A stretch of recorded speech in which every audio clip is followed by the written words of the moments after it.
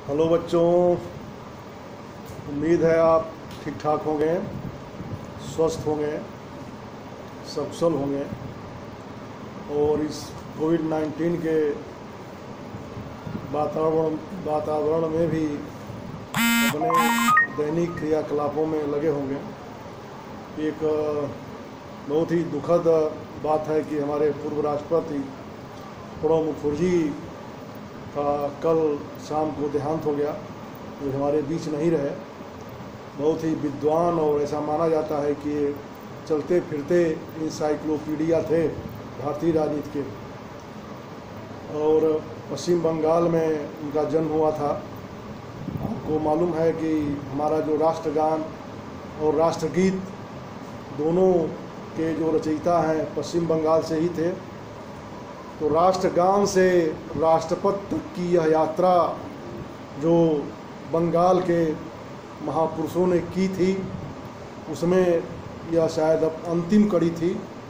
अब देखिए पुनः कोई विद्वान उस पद तक सुशोभित कर पाता है कि नहीं कर पाता है। उन्हें विनम्र श्रद्धांजलि। उनका जीवन हम लोगों को सदैव प्रेरणा प्रदान करता रहेगा। आज हम पुनः अपने विषय पर आए। अब कल हम लोगों ने जो हमारा नया चैप्टर शुरू किया था वह था कि लोकतंत्र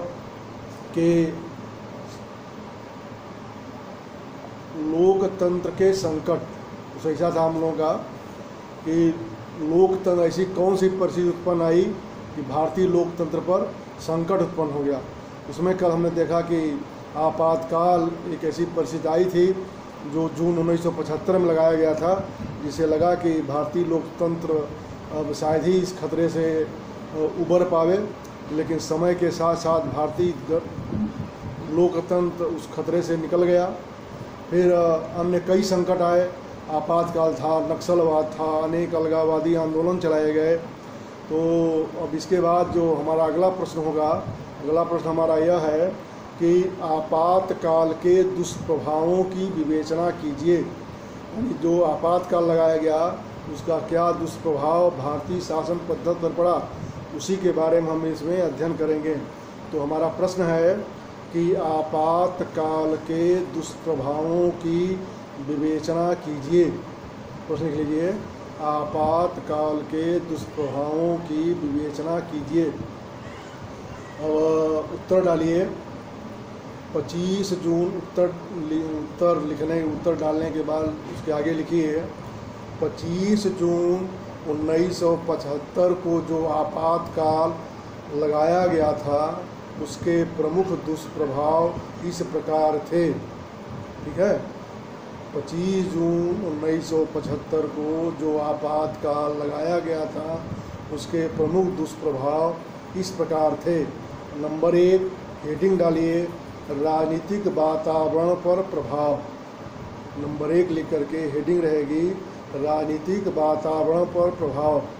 आपातकाल के बाद देश का राजनीतिक वातावरण स्याह हो गया, सन्नाटा हो गया। उसमें सभी राजनेता जेल में डाल दिए गए।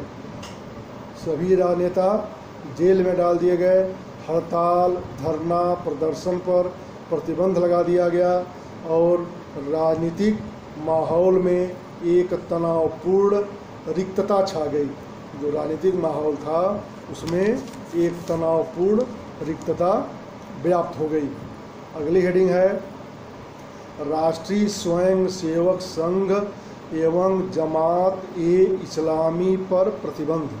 अगली हेडिंग रहेगी, राष्ट्रीय स्वयं सेवक संघ एवं जमात-ए-इस्लामी पर प्रतिबंध। सामाजिक एवं सांप्रदायिक सौहार्द को बनाए रखने के लिए, जैसा कि उस समय के सरकार का मंतव्य था, उस सरकार का मंतव्य था कि सामाजिक और सांप्रदायिक सौहार्द बनाए रखने के लिए सरकार ने राष्ट्रीय स्वयं सेवक संघ RSS और जमात-ए-इस्लामी को प्रतिबंधित कर दिया। इन दोनों संगठनों के हजारों कार्यकर्ताओं को जेल में डाल दिया गया तथा इनके द्वारा किसी भी प्रकार के सभा करने, प्रदर्शन करने की अनुमति पर प्रतिबंध लगा दिया गया। अगली हेडिंग डालिए। अगली हेडिंग रहेगी तीसरी, प्रेस की स्वतंत्रता पर प्रतिबंध। अगली हेडिंग है प्रेस की स्वतंत्रता पर प्रतिबंध। आपातकालीन प्रावधानों के अंतर्गत प्रेस की स्वतंत्रता प्रतिबंधित कर दी गई। जो आपातकाल लगाया गया उसमें प्रेस की स्वतंत्रता को प्रतिबंधित कर दिया गया।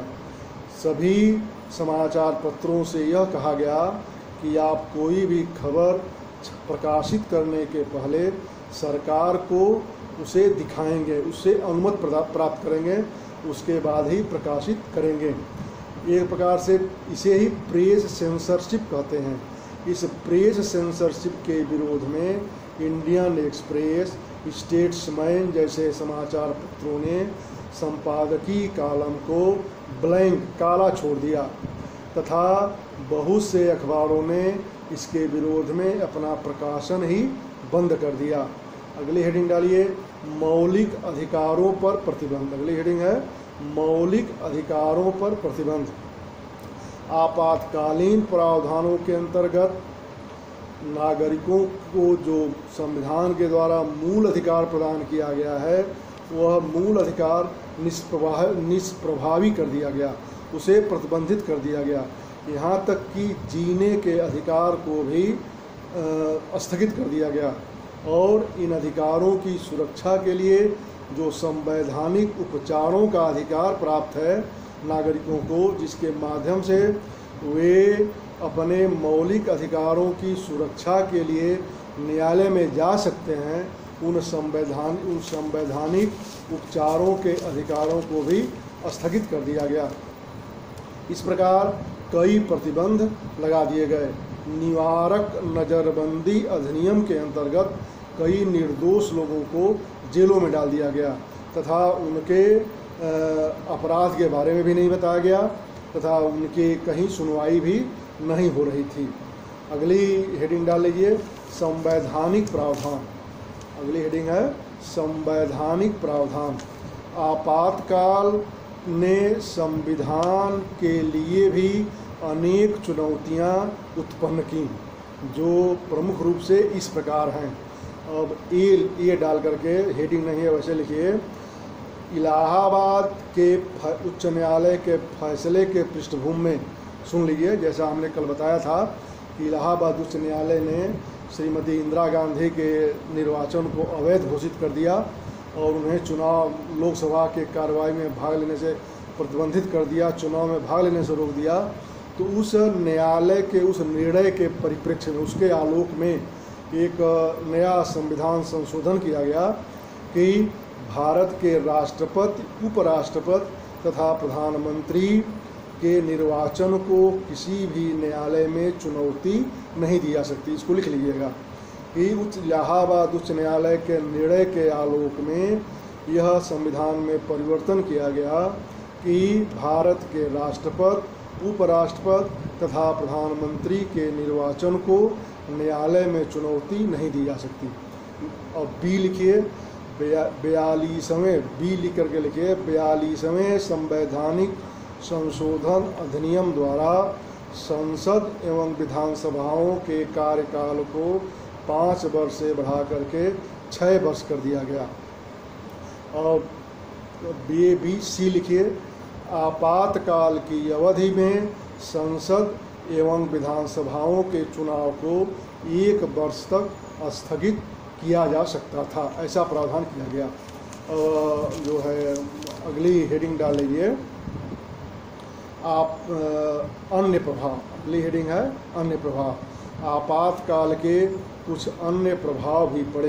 अन्य प्रभाव लिख करके हेडिंग डालिए कि आपातकाल के कुछ अन्य प्रभाव भी पड़े। नंबर 1, आपातकाल के प्रतिरोध में जो कार्यकर्ता गिरफ्तार होने से बच गए थे वे भूमिगत होकर इसके खिलाफ आंदोलन प्रारंभ कर दिए। ठीक है। और नंबर 2 लिखिए, इंडियन एक्सप्रेस, और स्टेट्समैन जैसे समाचार पत्रों ने प्रेस पर लगी सेंसरशिप का विरोध किया तथा संपादकीय कॉलम को ब्लैंक छोड़ दिया। नंबर 3, आपातकाल के विरोध में पद्म भूषण से सम्मानित कन्नड़ लेखक शिवराम कांत तथा पद्मश्री से सम्मानित हिंदी लेखक फणीश्वर नाथ रेणु, जिनकी कहानी आप हिंदी के किताब में पुस्तक में पढ़ते होंगे कि फणीश्वर नाथ रेणु ने लोकतंत्र के दमन के विरोध में जो इनको क्रमशः पद्म भूषण और पद्मश्री उपाधि मिली थी, इसको इन्होंने सरकार को वापस कर दिया था। तो इस प्रकार आपका यह प्रश्न समाप्त हो गया। इस प्रश्न को आप ध्यान से सुनिएगा, उसके बाद इसको लिखने की कोशिश करिएगा। अभी हम लोग यह भाग 2 का ही अध्ययन कर रहे हैं। जैसा कि मैंने पहले बताया कि किसी भी भाग का जब एक चैप्टर समाप्त हो जाएगा तब अगले भाग पर हम उसके बाद आएंगे। तो यह भाग 2 का है। अब इसके बाद अगला प्रश्न इसके बाद देखा जाएगा।